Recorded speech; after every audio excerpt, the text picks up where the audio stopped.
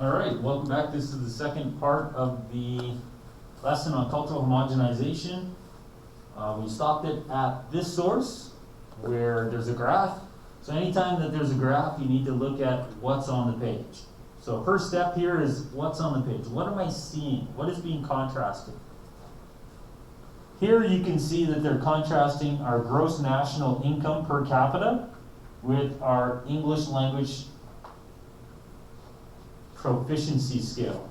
So the suggestion that is being shown by looking at a number of countries is that the more proficient you are in English, the higher your gross national income will be. This source is promoting what to be spread around the world. Yes, the English language, right? So this source is suggesting that if you adopt the English language, if you become capable in the English language, you will make more money. So it's likely that English-speaking countries and companies would present this information to countries that are reluctant. They're thinking, well, should we adopt English? What's the benefit to us of adopting English? They might show this chart with the agenda to convince people that it's in their economic best interest to adopt English. That the numbers suggest, as you become more proficient in English, your people will make more money. Because English is the language of the global community, and if you can speak the language of the community, there will be opportunities that will be open to you. So we don't have to talk about what evidence is there on the page, or evidence that would further it, because the evidence is here. But let's talk about the bias for a minute. Who might look at this and say, yeah, but you're forgetting something? What kind of bias might there be here? Yes? There are a very limited number of countries there, so it's not necessarily accurate. Yeah, so whenever you pick some and not all countries, you are, by nature, presenting a bias. So why did you pick these countries? Would the chart look different if you picked, other countries, like maybe a country like China? So do the Chinese have to speak English to benefit economically from the global village? Are there countries that should be adopting Chinese or Mandarin instead of English? Is Mandarin a gateway language that can open up new opportunities for people in other countries? So yeah, why those countries? Why just those countries? That could be a bias. Any other bias in the source? Yes? Maybe they don't want to be giving out to English-speaking countries themselves and just keep their traditions. Yeah, so it's overlooking the cost, right? So here's the benefit. We're going to ignore the cost. We're going to ignore the fact that you may lose your mother language. I can't speak, Gaelic. I don't speak Irish. I've lost that because I've been anglicized. And I would suggest that there's probably a number of people in this room that have lost their ethnic language. And when you lose a language, you lose a big part of the culture. So it's overlooking the cost. It's showing the benefit, but it's not showing the cost. So it's biased. Any other assumptions? What's an assumption that the source is making? It's assuming something. It's assuming that higher gross national income per capita should be our goal. That's an assumption. It's assuming that the purpose of our life is to make more money. And that making more money is the path to a good life. In the textbook, it talks about other ways to measure your life, including something called gross national happiness. Gross national happiness doesn't mean that you make more money, it just means that you're happier. So the idea comes from the Bhutanese monks. It's measured in Bhutan, it's measured in Nepal, And gross national happiness is this idea that maybe our life's goal shouldn't be to make more money, but it should be to make more happiness. And yes, there can be some correlation, but it's not a 100% correlation, that more money doesn't equate more happiness. Do we have any anecdotal case studies that show that money doesn't equal happiness? How do we know money doesn't make a better life?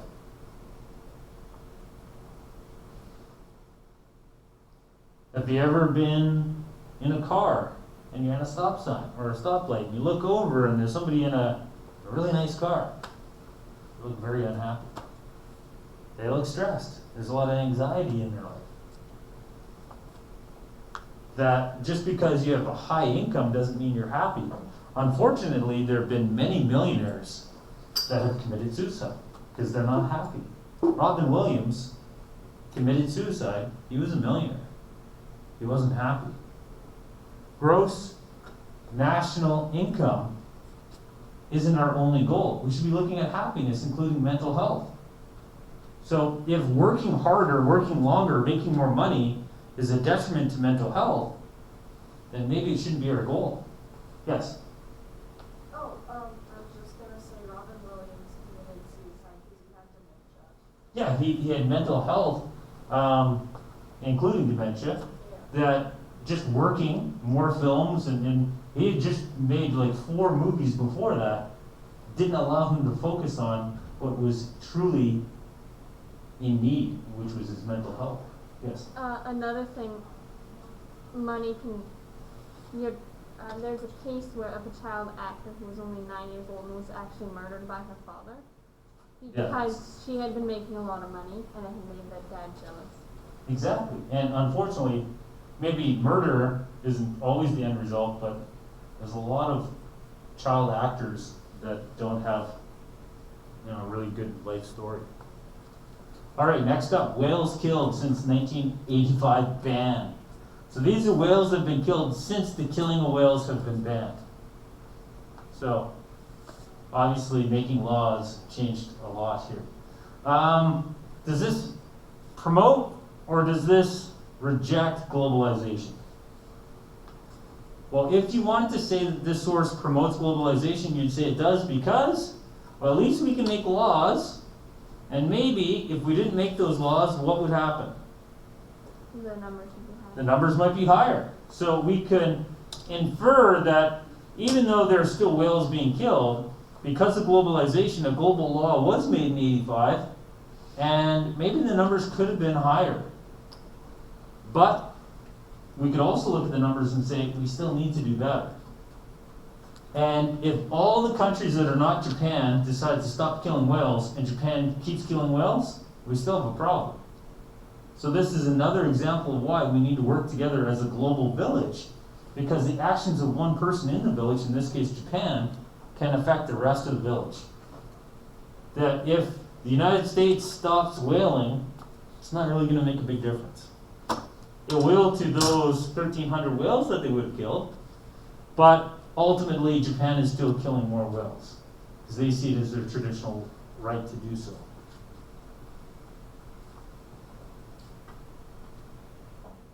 So I think this one's pretty obvious. Does this reflect or reject globalization?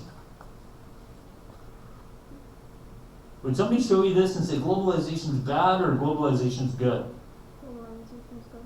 Globalization is good because it's an opportunity for us to re-examine some of our traditional and cultural practices and see if they're the right thing to do.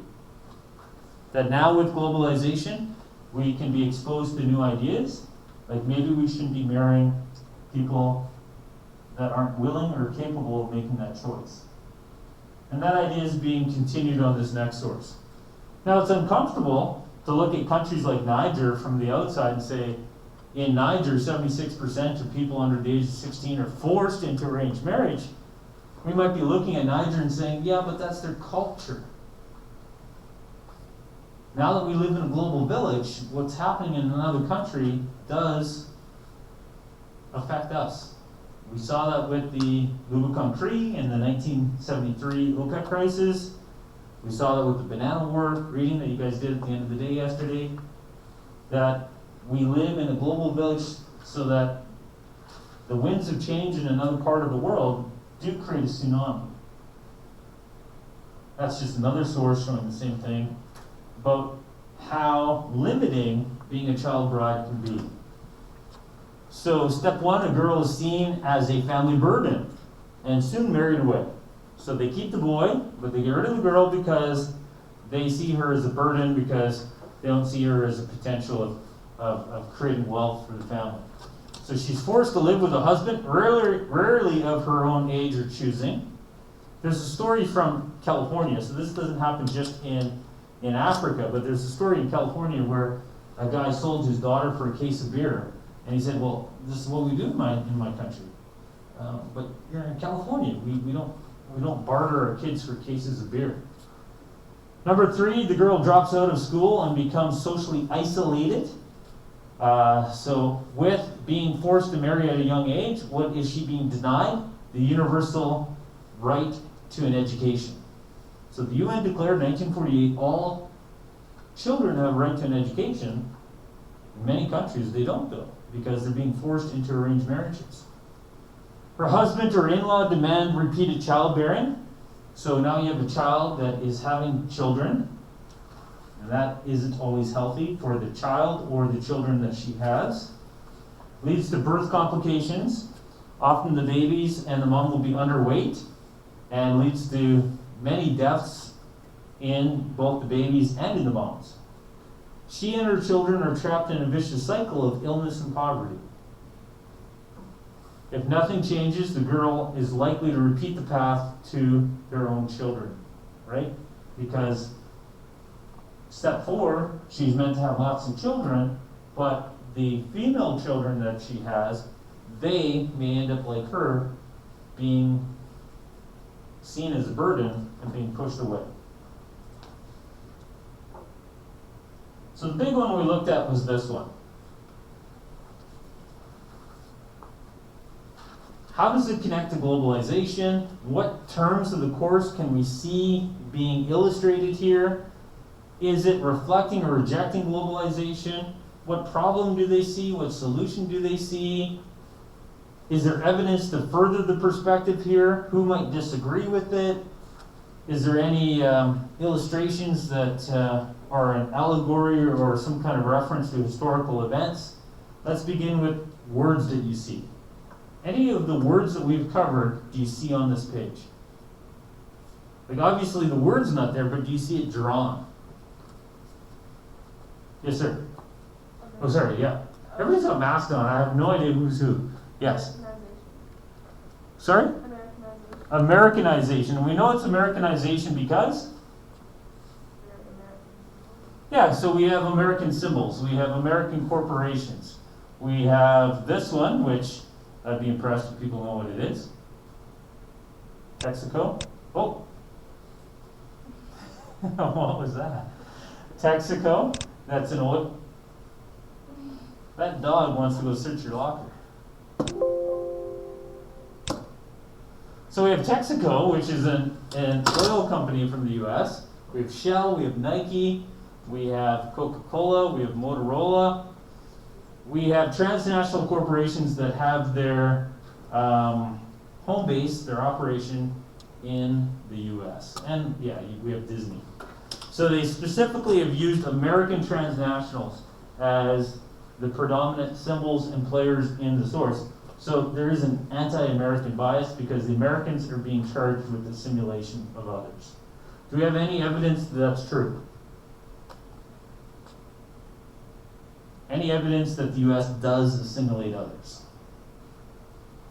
Have they been known to do this? Yes. The things like McDonald's and Walmart are worldwide. Yeah, so if you look at how many countries host a McDonald's or a Walmart, then we can see the global footprint of these corporations. You know, how powerful are they? That makes sense?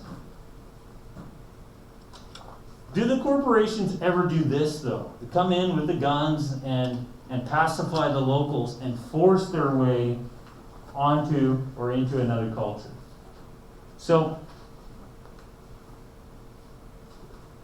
maybe not in 2020 as much, But when we look back at the history of American corporations, there have been times where the US military has been used to invade countries to pacify the locals so that the US businesses can end up dictating to the government of that country the terms of their business within the country. This happened often in Latin American countries, often in countries that were in the industry of bananas. That's how we get the term banana republic. Not the store, but the idea that you have a republic, a country, where a banana corporation has so much influence over the government that they're able to dictate to the government what they're allowed to do in the country. So some of these banana republics might, some of the companies like Del Monte or Cole, I don't know how many banana companies I can come up with off the top of my head. So Del Monte would be the main one that I'll focus on. They might be able to say to the government, it would be better for our business if we were able to use these pesticides. It's not better for your environment, but it's better for our business. You need to make it legal for us. It'd be better for our business if you taxed us less. It'd be better for our business if you allowed us to work our labor longer. So it'd be better if you let us violate your labor code. Or it'd be better for our business if you allowed us to employ children, because we can pay them less. So if you're looking for evidence that would support the illustration, you could look at the American transnational manipulation of governments in banana republics. In more recent times, there's a conspiracy, that the United States invaded Iraq because Iraq had oil. So the United States invaded Iraq so that U.S. corporations could have access to Iraqi oil.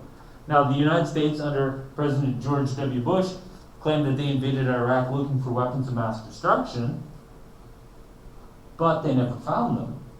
But if it was true that they invaded Iraq for companies like Halliburton, then maybe this illustration is correct, that the United States has an overlap between their military and their industry, and one is used as an opportunity for the other to make more business. I'll be impressed, but let's see. Does anybody know what this looks like? Again, I don't want to glitch this screen anymore, but anybody know what this is meant to look like? Have you seen the movie Iwo Jima, or Flags of Our Fathers? So there's a point in the war in the Pacific in World War II where the United States fight a very bloody conflict against the Japanese. And when they eventually do take the island, they plant the flag, and there's a monument like this. This is an exact replica of that event. So sometimes in cartoons, they'll draw that. So that was a moment of glory for the U.S. military as the soldiers claimed a victory over the Japanese in World War II. But the cartoonist is saying that currently the U.S. military is being used for other glory. So here's the movie, there's the famous scene there. And you can see that this event is being shown right up here, but now it's like a whole bunch of guys that look like Goofy. So whereas the United States military may have had missions that were necessary and glorious, like defeating fascism and Nazism and Japanese imperialism, the suggestion here is that now it's just a group of goofies, right? Guys going around, and instead of doing glorious things like winning World War II, they're planting the flag of Motorola. They're planting the flag of Microsoft. They're actually, now they become the instruments of oppression. Whereas in World War II, they're overcoming oppression. They're defeating these fascist and Nazi regimes. But now they become the oppressor. That they're the ones that So it's a lineage back to the flags of the fathers, but it's showing that there's almost a betrayal, right, of the proud tradition of the U.S. military.